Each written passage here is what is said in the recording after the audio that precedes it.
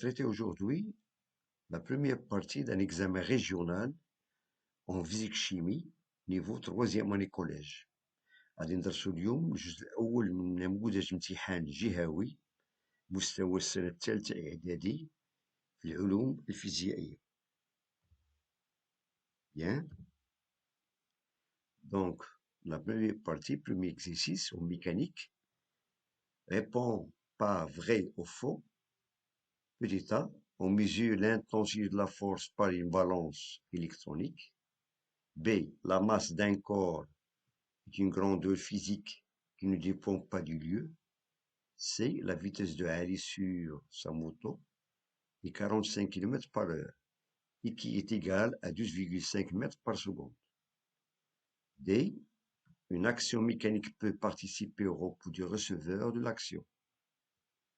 Deuxième partie. Complète les phrases par l'un des mots suivants. Référentiel, يعني مرجع, accéléré, متسارعة, translation, إزاحة. Petit a, on détermine le mouvement ou le repos d'un corps solide par rapport à un autre corps appelé. B, la distance parcourue par un mobile augmente pendant des intervalles de temps égaux si son mouvement est.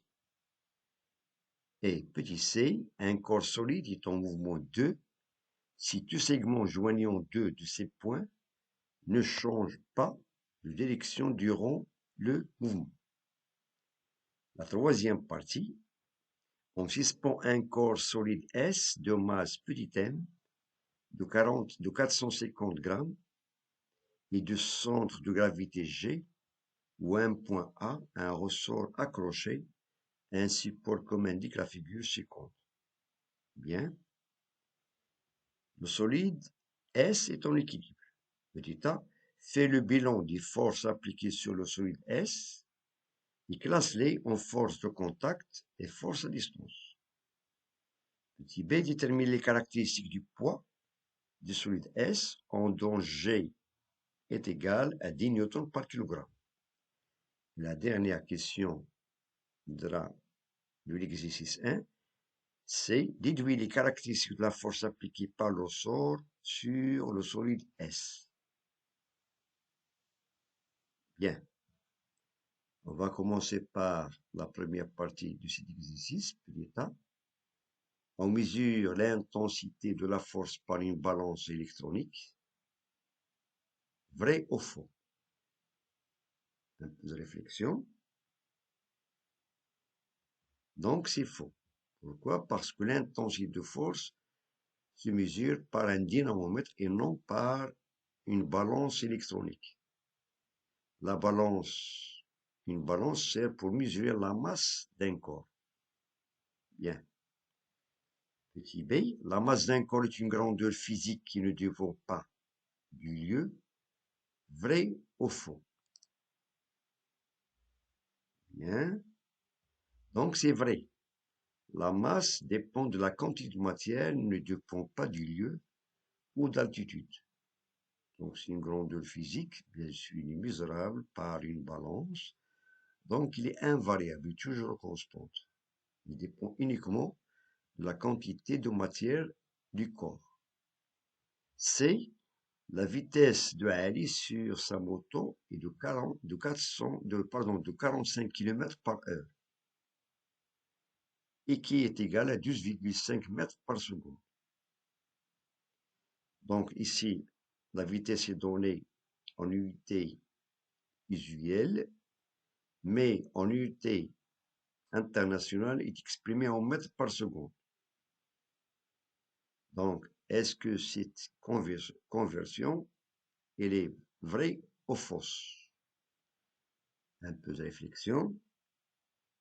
Bien. Elle est vraie, car lorsqu'on convertit 45 km par heure en mètres par seconde, il suffit de diviser cette valeur par 3,6 et on trouve exactement 12,5 mètres par seconde. Donc, c'est une affirmation vraie. La dernière phrase, une action mécanique peut participer au repos du receveur de l'action. Est-ce que une action mécanique peut participer au repos? du receveur de l'action. Vrai ou faux? Bien, elle est vraie, car une action mécanique ou bien une force, c'est une cause qui est capable soit de maintenir un corps en équilibre, de le mettre en repos, soit de le déformer, soit de le mettre en mouvement, ou bien de le mettre en, ou de changer le mouvement. Voilà. Donc, l'action mécanique peut participer au repos du receveur de l'action. C'est vrai. On passe maintenant à la deuxième partie, grande 2. Complète les phrases par l'un des mots suivants: référentiel, accéléré, translation. Petit a, on détermine le mouvement ou le repos d'un corps solide par rapport à un autre corps appelé. Donc, on doit choisir un mot de ces 3 mots valables pour la première phrase. Lorsqu'on veut déterminer la nature d'un corps, soit il est en mouvement ou bien au repos, il suffit de faire ou bien de choisir un autre corps qu'on appelle, bien sûr, c'est le référentiel. Soit on l'appelle le référentiel ou bien un corps de référence, ou bien جسم مرجعي. Question B. La distance parcourue par un mobile augmente pendant des intervalles de temps égaux si son mouvement est. D'après cette question, ou bien d'après cette phrase, lorsque la distance d'un mobile augmente pendant des intervalles de temps égaux, quelle est la nature de ce mouvement? Normalement, il y a 3 mouvements. Il y a un mouvement qui est soit uniforme, soit il est accéléré, soit il est retardé ou bien décéléré. Donc, d'après cette phrase, comme réponse, il est accéléré, car la distance augmente pendant des intervalles de temps égaux. Bien. Petit c. Un corps solide est en mouvement 2. Si deux segments joignant 2 de ces points ne changent pas de direction durant le mouvement. Donc, c'est un mouvement de translation. Bien, car tout segment joignant 2 de ces points ne change pas de direction durant, il garde la même direction. Donc, c'est un mouvement de translation. Troisième partie. On suspend un corps S de masse petit m et de 450 grammes, de centre de gravité G ou un point A. Voilà. Un point A, un ressort qui est accroché à un support, comme indique cette figure. On a ici le corps solide, S. On a ici un ressort du spire non jointif, c'est-à-dire الحلقات غير متصلة ومحمول على حامل ici à ce point. Donc, le solide est en équilibre.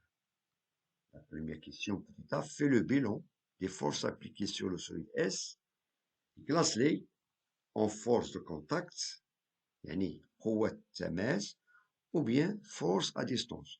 مطلوب في سؤال A مطلوب حصيلة أو جذر القوى المطبقة على الجسم أو على الصلب S، وصنف هذه القوى إلى قوى تماس وقوى عن بعد.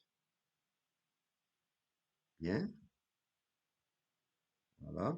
On doit les classer en force de contact ou bien force à distance. Tout d'abord, on doit choisir le système étudié. Donc, d'après la question, le système étudié, c'est le solide S. يعني المجموعة المدروسة هو الصلب S. Donc, la première question, c'est la question T. Pardon, c'est la première force, c'est la force T, le vecteur T. C'est la force de contact exercée par le sol. Donc, le sol, il exerce une force de contact à ce point. Bien, c'est la première force de contact, c'est une force qui est localisée. La deuxième force, c'est le poids, le vecteur P, c'est le poids des solides. C'est une force à distance. Voilà. قوة عن بعد التي تمثل وزن الصلب وعبارة عن قوة موزعة. C'est une force répartie.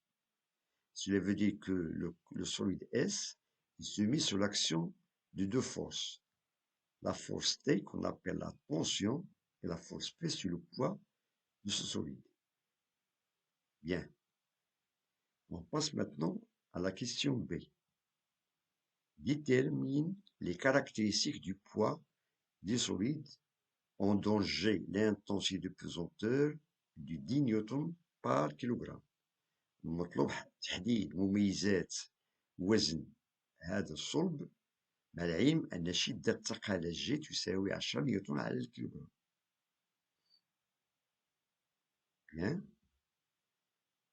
Donc tout d'abord, commence par le point d'application.